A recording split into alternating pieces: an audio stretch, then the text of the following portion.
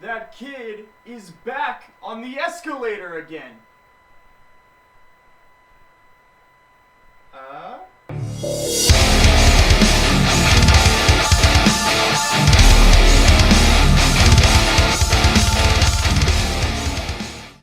What is going on, everybody? Happy Easter and welcome back to another review on the channel. And today we are talking about one of my favorite comedies of all time, Mallrats. So Mallrats was a movie that I was introduced to probably when I was about 14 or 15 a couple of years ago, and I loved it from the first moment I ever saw it. And it has become a yearly rewatch for me and my dad in particular over the holiday of Easter, because this is an Easter movie. This was the first film that really introduced me to Kevinsmith and his other films, so I have gone back and checked out almost everything he has ever done after this. I've seen Mallrats, Chasing Amy, the Clerks films, Dogma, Jay and Silent Bob Strike Back, and Reboot, and I think that's where the list ends for me. And Tusk, I fucking forgot about Tusk. But yeah, he has become one of my favorite directors, and, you know, he is known for these kind of, later in his career, more like outlandish concepts with stuff like Tusk, but earlier he did a lot of, like, stoner 90s comedies, let's call it that. But I've always liked when he gets a little bit more dramatic as well. I am definitely on the same wavelength of humor that Kevinsmith has, so I have always found his movies extremely enjoyable to just go back and watch, and you're kind of just taken into that era and into these characters, because the overall stories are so like small scale, but they're very relatable in a way, especially when it does get into that dramatic side of things. As I said, introduced to Mallrats a few years ago, rewatch it every year because Easter, and the film really centers around these two characters who get broken up with, and their relationships end right at the beginning of this film. You have T.S. or Quint, who is supposed to be going on vacation to Florida with his girlfriend Brandy, where he's going to propose right when Jaws pops out of the water. I was gonna propose to her. Where? On the Universal tour. You're kidding. What part? When Jaws pops out of the water. That's the most romantic thing I've ever heard.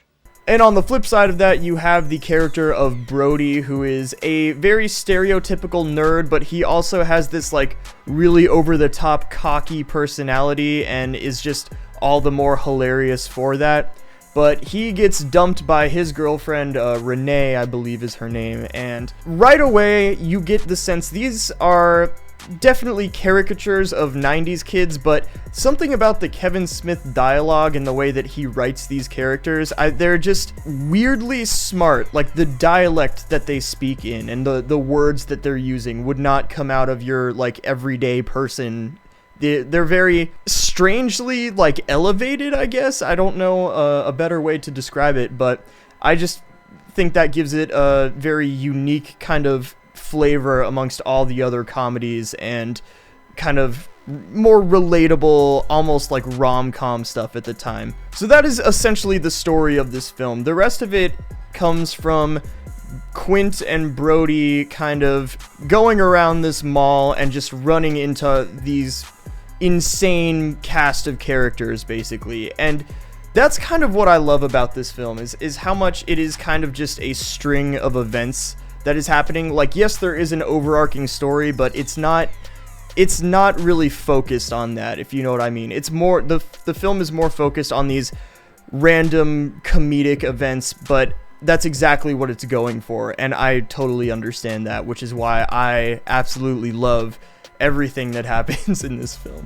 Like I said, you just get into these weird cast of characters everywhere, and the film is endlessly rewatchable and quotable for these characters alone. I mean, you have Willem, who's looking at the distorted, static picture, who's trying to see the hidden image behind it. It's a schooner.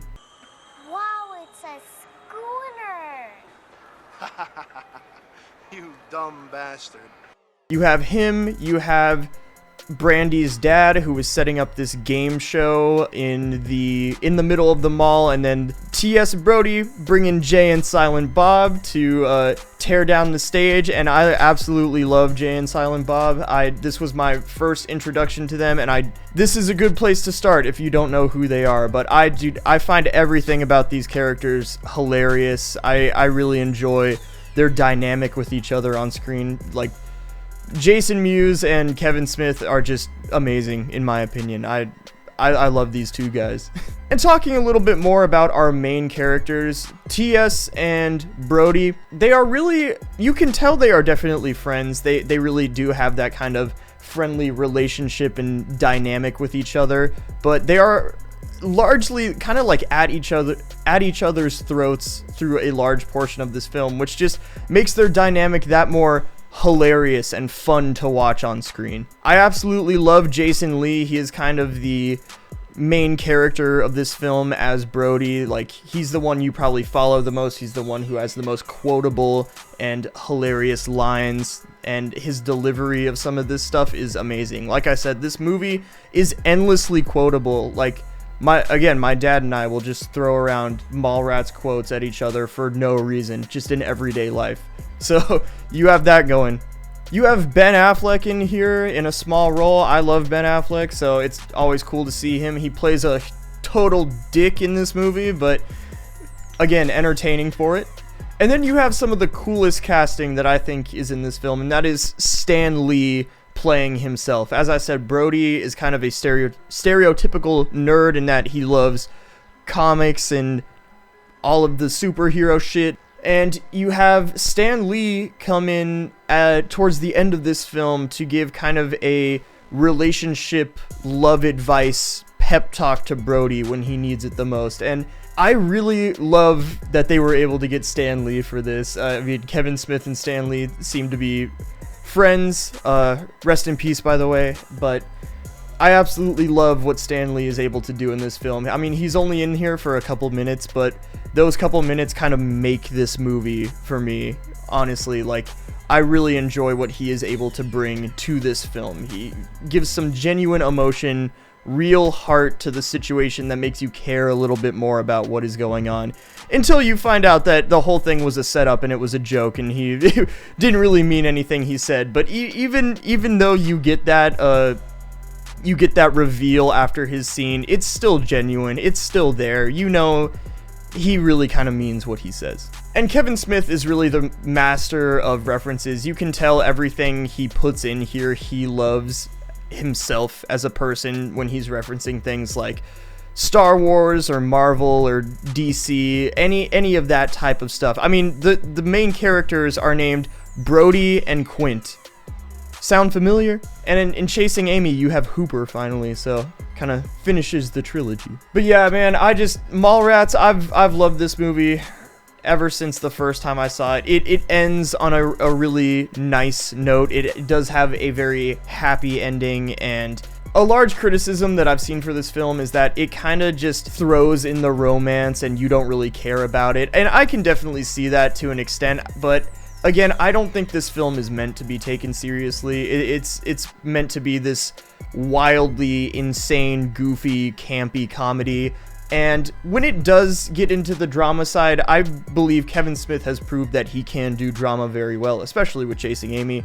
But I actually kind of like the relationship stuff in this movie. It's very sweet. It can be endearing at certain points, and yeah, I'm glad that it's in here. As I mentioned, I also love the humor in this film. I am on Kevinsmith's wavelength as far as humor goes, and there is definitely some ballsy ass humor in here that you could probably not get away with now. And I just really love revisiting this movie and being able to just laugh at everything that it is showing on screen. I really do love the rewatchability of this film. Like, if I'm having a shitty day, I could throw this on at any point and instantly be in a better mood. This is just good movies to me. So there you go, Mallrats. Alright guys, bit of a different video with this one. I know I'm definitely a horror focused YouTube channel, but I do like to talk about every genre because I do enjoy all genres of film. So